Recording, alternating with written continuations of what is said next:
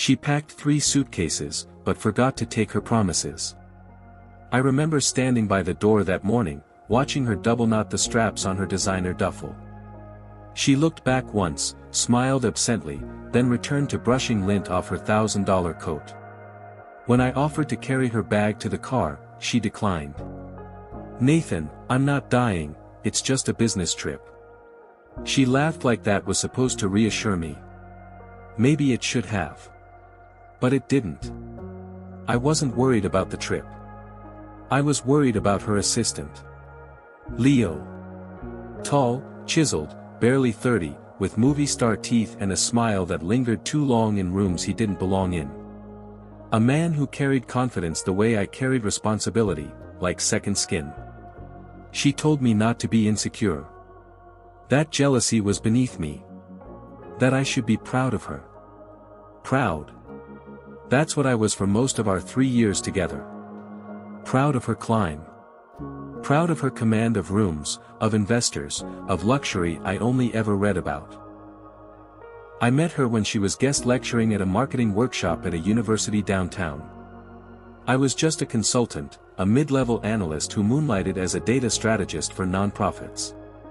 She was polished ambition in heels, 7 years older, 10 steps ahead. When she spoke, the air bent toward her.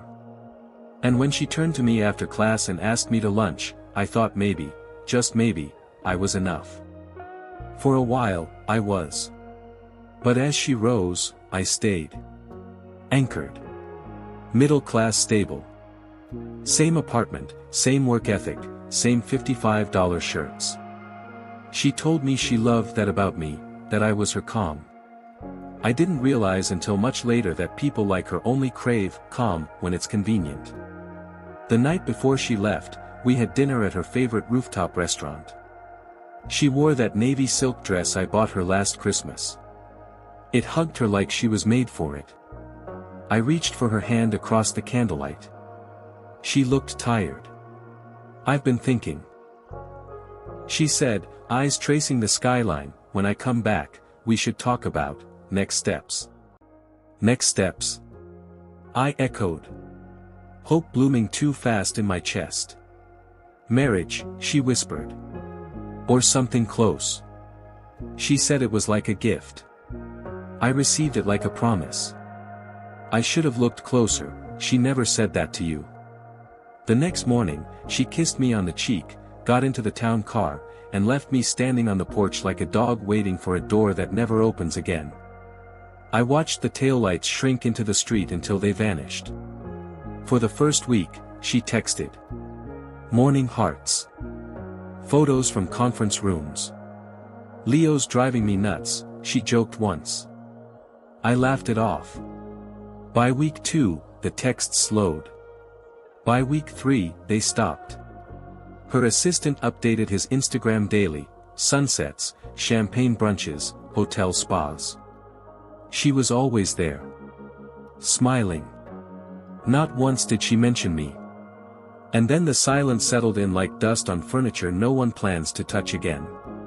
So I began cleaning. Quietly. Calmly.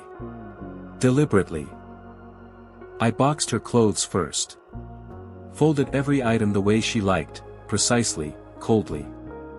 I deleted our shared playlists, then the photos.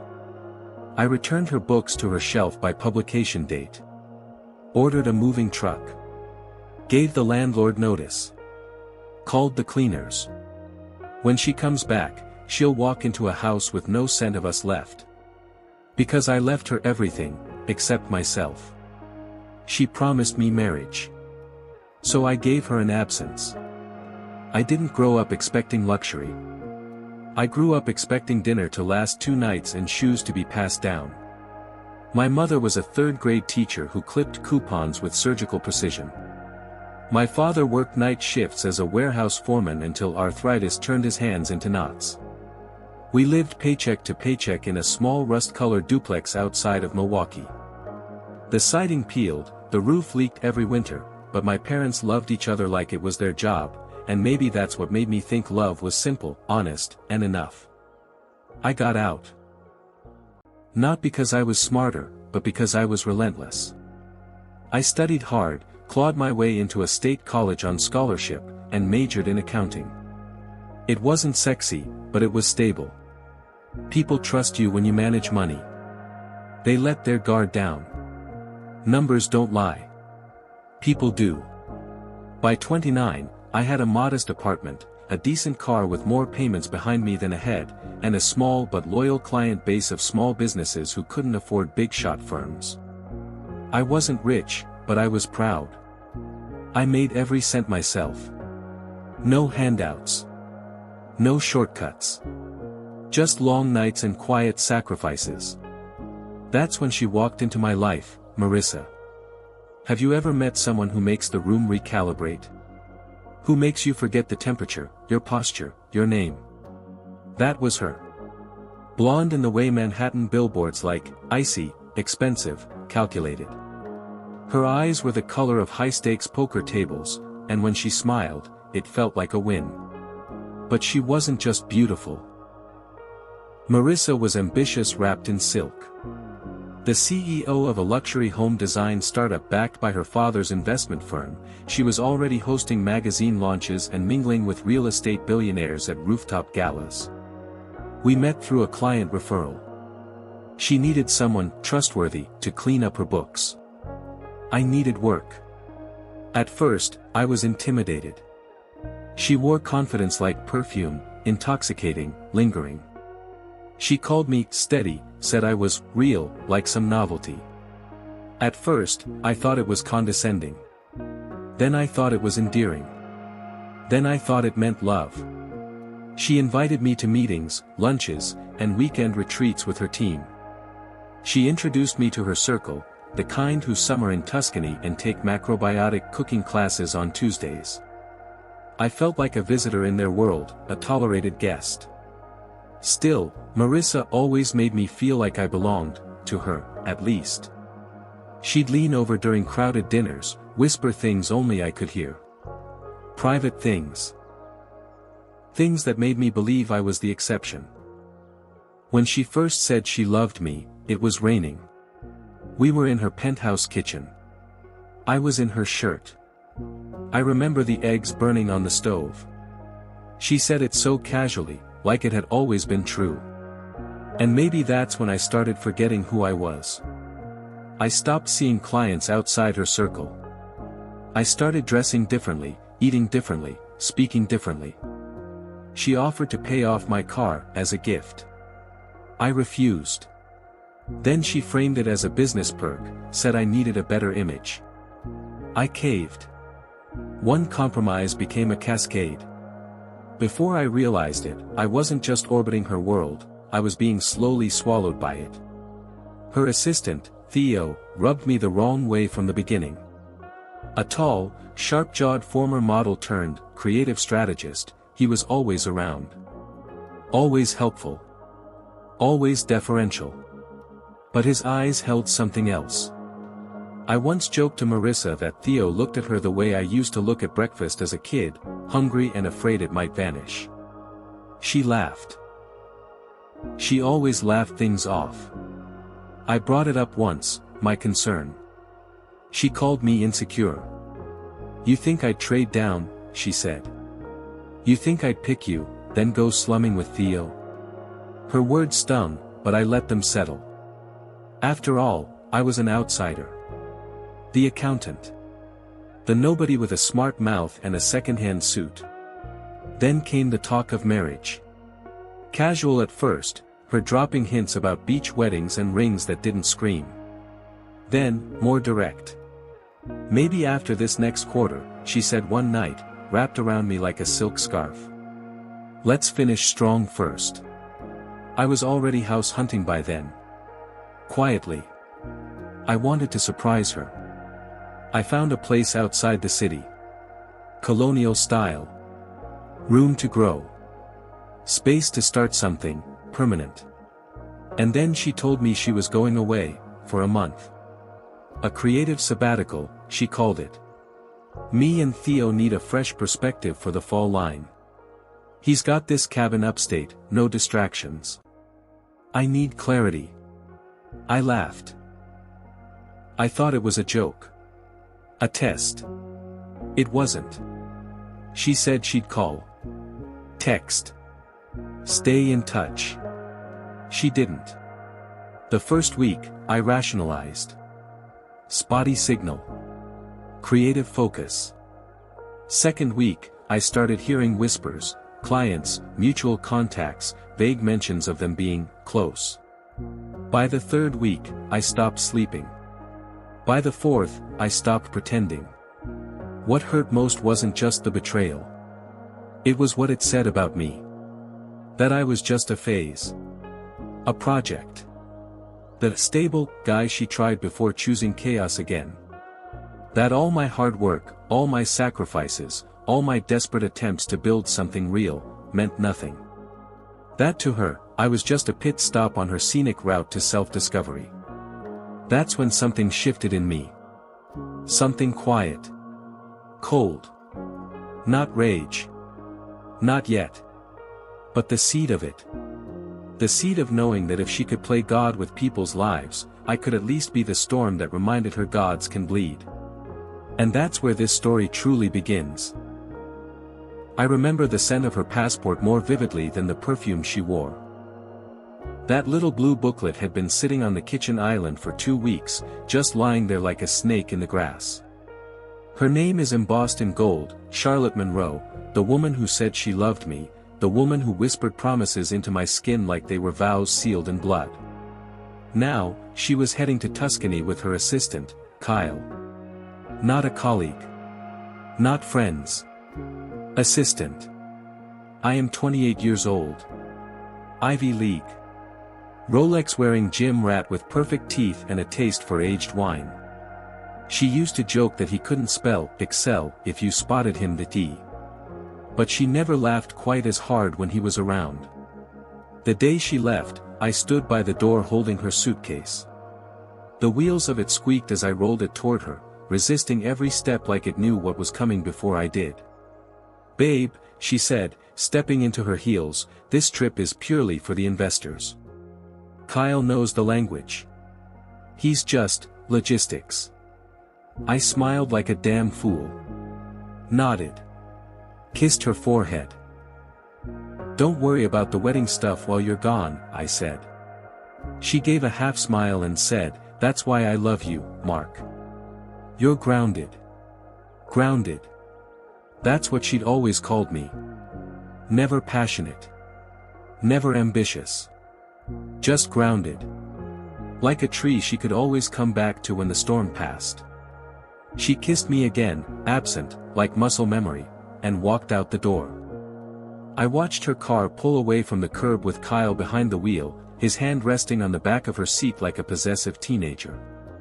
That was the last time I saw her eyes before they turned into ice. The first email arrived on day 5. It was a calendar invite. Join Charlotte Monroe and Kyle Harrison for a private wine tasting, Castello di Verrazzano, 6 p.m. I wasn't invited, of course. But the sync error forwarded it to my personal Gmail. The invite list had 4 names on it. Hers. Kyle's. 2 Italian surnames I didn't recognize. Private. Tasting. 6 p.m. It was 1 a.m. back home, and I was sitting alone in our apartment, my apartment, the one I furnished before she ever moved in. The ring sat in a drawer beside the mortgage documents she never read. I clicked decline. Then I stared at my own reflection on the screen, feeling like I had just RSVP'd to the funeral of my dignity. Day 8, she stopped calling. Not missed calls. Just nothing. No, good morning. No, I love you. Just silence. A digital void where our daily check-ins used to be. I sent a photo of our dog, Murphy, curled up on the bed. Someone misses you. No reply. Not even the read receipt. She disabled it. I found out the truth on day 12. Not from her. From Kyle's Instagram. It was a video. He didn't tag her, but I knew that laugh. I could spot Charlotte's voice in a room full of echoes. The caption. Cheers to Tuscany wine glass and unexpected beginnings. She was in the frame for a second. 1 second too long. Wearing the dress I gave her for our anniversary. The one she said made her feel classic but dangerous. She was dangerous, all right. Just not in the poetic way I imagined. They were holding hands. Subtle. But unmistakable. She used to hate public displays of affection. Apparently, wealth softens all moral boundaries. The real blow came on day 15. A letter arrived at the office, my office. Not hers. It was meant for her, but she never updated her billing address. Inside was a property application. New construction. Waterfront. $500,000 down. Co-signers, Charlotte Monroe and Kyle Harrison. She was buying a home. While we were planning our wedding. While I was searching Pinterest for DIY centerpieces and custom calligraphy signs. While I was asking my mother to help with the rehearsal dinner menu. While I was putting deposits on vendors under my name, with my credit. She was buying a house with her assistant. A home with his name on the lease and mine on the blindfold. I didn't rage. I didn't scream or throw a chair like some indie movie anti-hero. I just sat on the edge of our bed, no, my bed, and stared at the wall where our wedding mood board used to hang. Her handwriting was still ghosted behind the tape residue. Spring garden theme, whites and golds, Tuscany vibes. How poetic. The betrayal wasn't loud. It wasn't even cruel. It was silent, methodical, and executed with the precision of a surgical strike. She didn't leave me for love. She left me because he fit her image better. I was the scaffolding. He was the marble.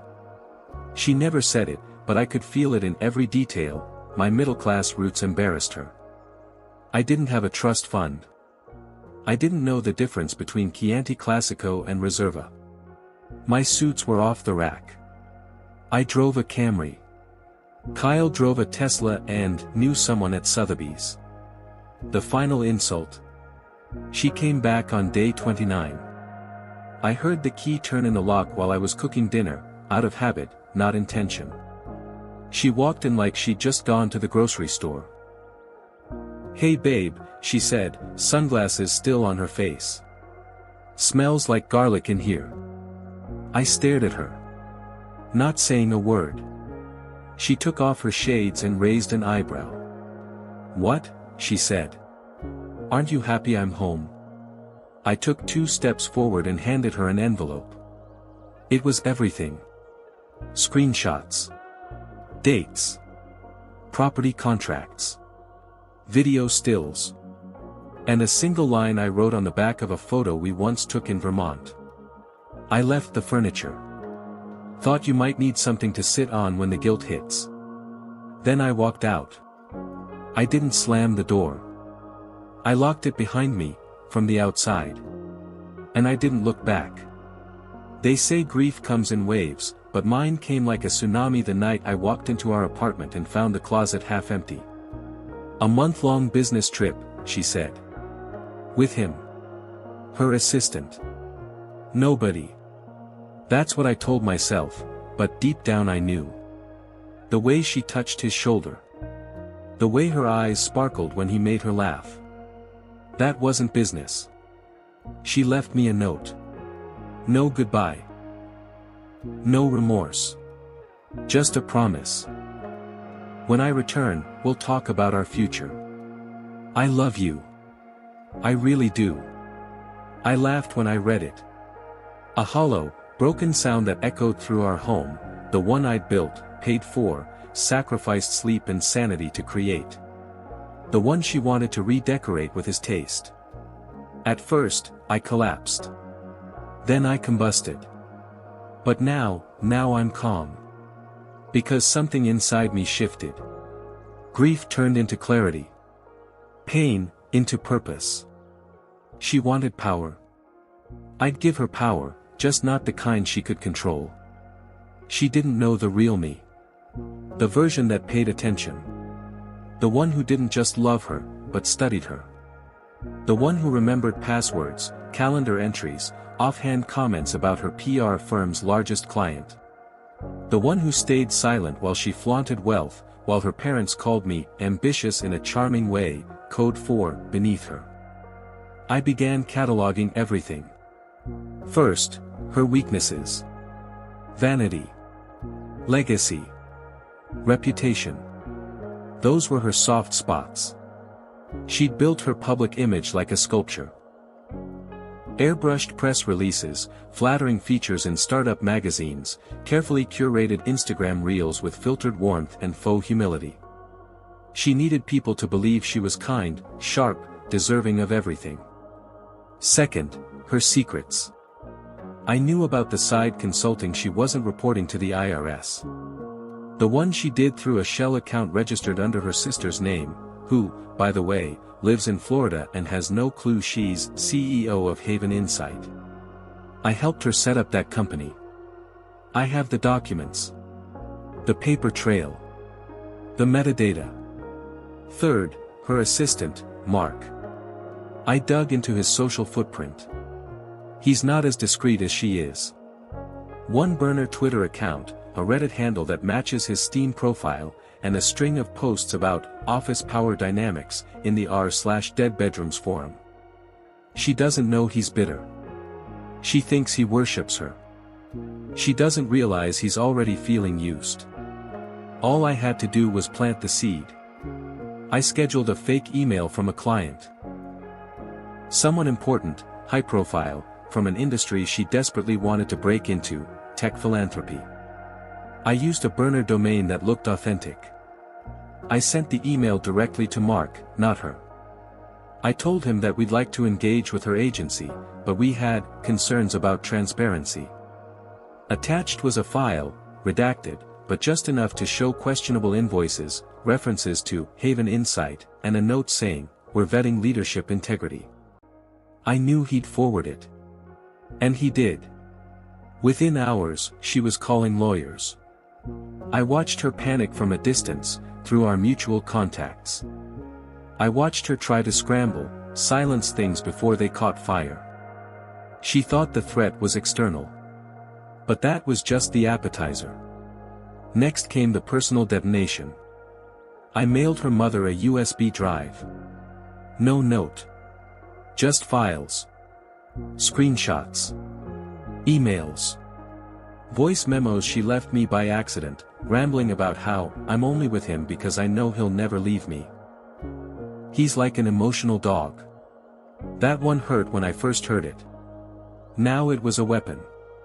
Her family, conservative and image-obsessed, always warned her not to mix business with personal scandal. "You represent us now," her father once said over cocktails. I made sure the files arrived the day before her sister's engagement party. Her mother didn't show up. Her father did. But only long enough to slap her with silence in front of 50 guests and say, "Fix this. You've embarrassed the family." I watched the video on someone's private story. Her expression. That flicker of humiliation. It was divine. But I wasn't finished yet.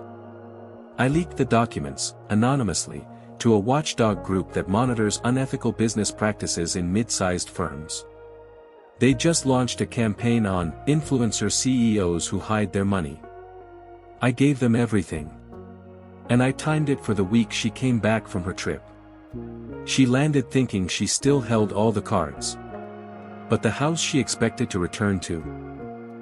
Empty. Not just for me. Of warmth. Of memories. I had stripped every photo, every trace of our life together. I left the ring she once gushed about inside the freezer, buried in a tray of ice. That was poetic, I thought. Cold, beautiful, and entirely useless. But I didn't burn everything. That's the thing about real revenge. You don't scorch the earth, you seed it. So it grows back wrong. Twisted. I let her keep the apartment. She couldn't afford it alone, not after losing those clients, not with an audit pending. But letting her stay would remind her of me. Every room, every countertop, every wine glass we picked out together. I let the silence haunt her. And I walked away with my dignity intact and her empire beginning to rot from within. You see, revenge doesn't always look like fire and fury. Sometimes, it looks like silence. Like a clean apartment. Like an email that never came from you. Like realizing the person you thought was your emotional dog just bit back. And buried you. Quietly. I didn't scream. I didn't punch a wall. I didn't even call her when she posted a photo of herself in Santorini with just a colleague whose shirt was off and hand rested a little too comfortably on her waist. No. I simply saved the photo. Downloaded it twice. Sent it to my secure drive labeled, "Wake up, Lucas." Let me be clear, I loved Morgan. That was never the issue.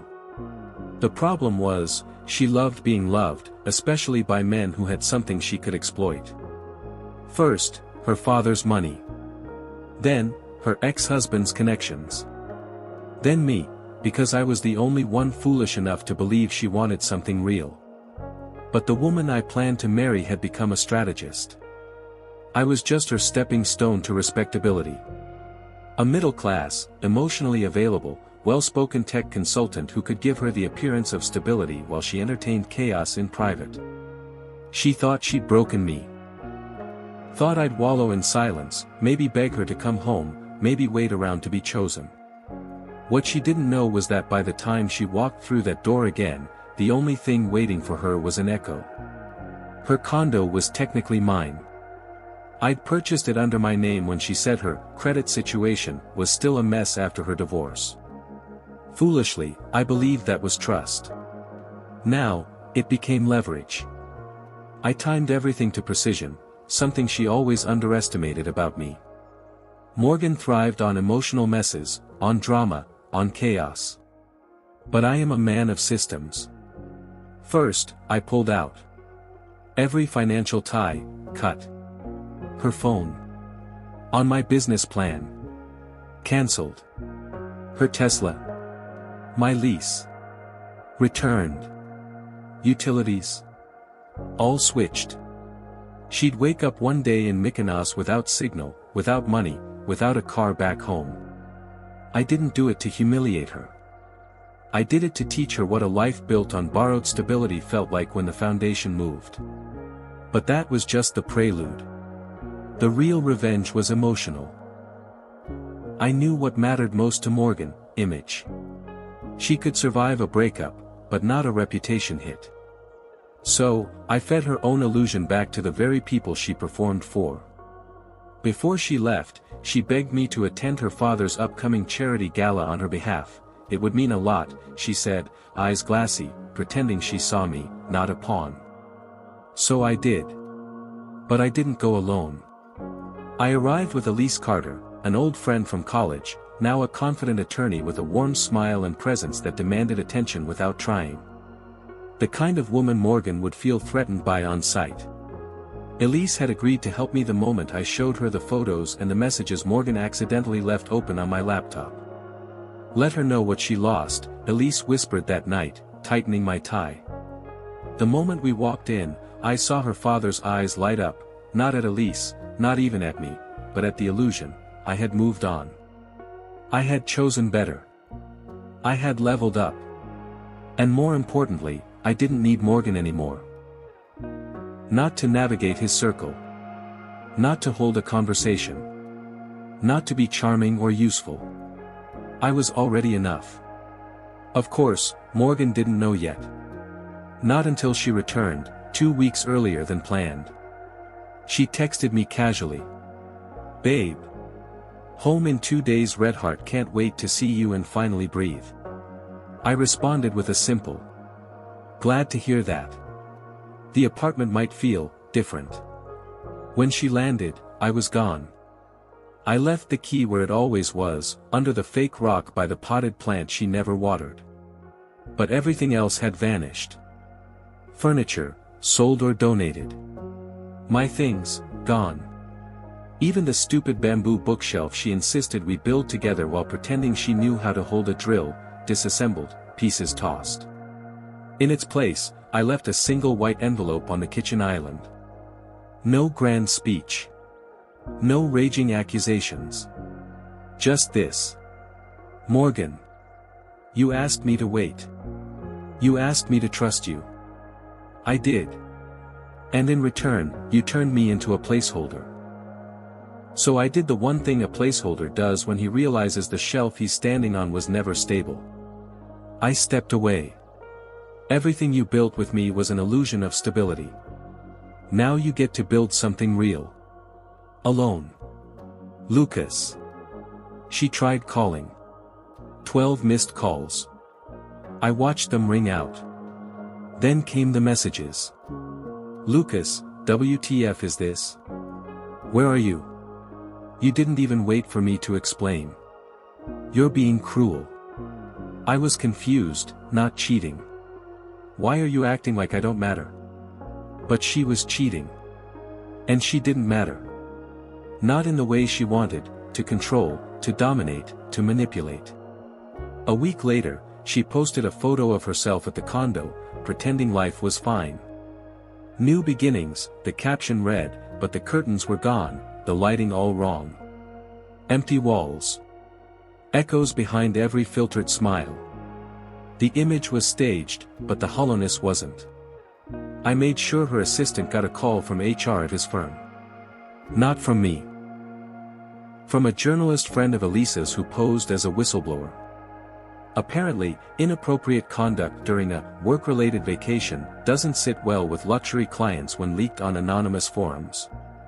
He wasn't fired, but he was suspended. And more importantly, blacklisted. I didn't touch him. Just turned on a spotlight and let the truth speak. Morgan's emails, conveniently, were leaked too. The ones she thought she deleted. Turns out, digital footprints don't go quietly. But I didn't destroy her. I simply let her reflection catch up. And when it did, it wasn't me staring back at her. It was herself. Unfiltered. Alone. That's the thing about people like Morgan. They believe in control until the only thing left is the chaos they created. And then, when it comes for them, they look around for someone to blame. I wasn't there anymore. Sometimes I still get messages from her. Not often. Just enough. You're cold. I thought you were better than this. You changed. And I did. I became a man who doesn't wait to be chosen. I became a man who doesn't hand over love like a blank check. I became a man who learned that silence, not rage, is the most powerful form of truth.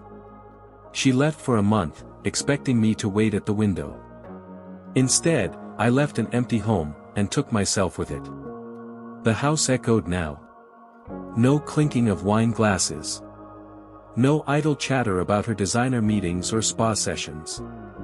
No scent of her expensive perfume lingering on the sheets I never touched again after she left. Just silence. A perfect kind of silence. I stood in the center of the living room, one hand on the doorframe, the other holding the final envelope. The one I left on her kitchen counter after I gutted her world without raising my voice.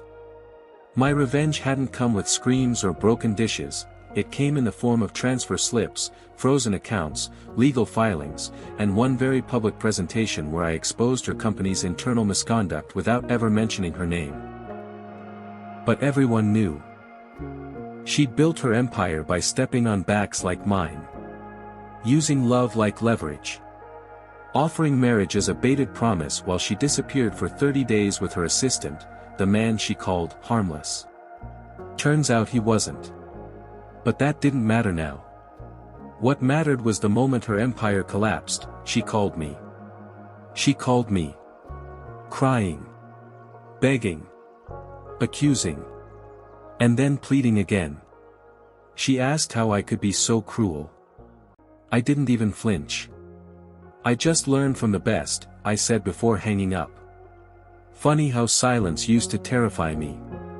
I once filled it with her voice, her smile, her touch, thinking love was the answer to my restlessness. But love, when it's laced with condescension, is just manipulation dressed in red silk. Now the silence feels earned. Like breathing air I didn't know I was suffocating without. People keep asking if I miss her. Miss her? No. I miss who I thought she was. I miss the version of myself who believed love could transcend class, pride, and cruelty. But that version of me had to die, for this version to live. I left the house empty on purpose. No furniture, no pictures. Just bare walls and hardwood. It was poetic, in a way.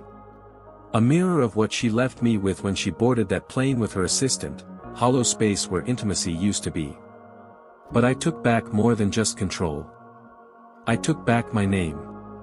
She used to introduce me as her project, her humble genius, someone who just needed the right push to succeed. It was meant as a compliment. It felt like a leash. Now, I walk into rooms and no one knows her name, only mine. I bought a smaller apartment. One with creaky floors and windows that don't quite shut out the street noise. But it's mine.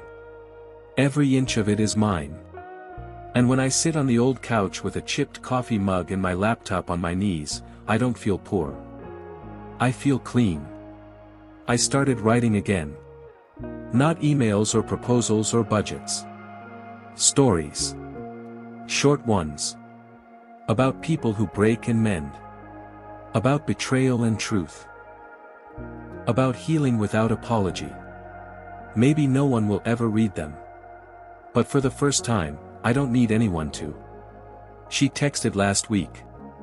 Just a single line. Was it worth it? I stared at the message longer than I should have. Not because I doubted what I did, but because I wanted to answer in a way that reflected who I am now, not who I was with her. So I replied. Yes. Because now I don't need your promises to feel whole. Then I blocked her. I didn't do it out of anger. I did it because the story is over. The villain doesn't get a redemption arc unless they write it themselves. And I'm not writing for her anymore. The house is empty. But I'm full. And that, to me, is victory.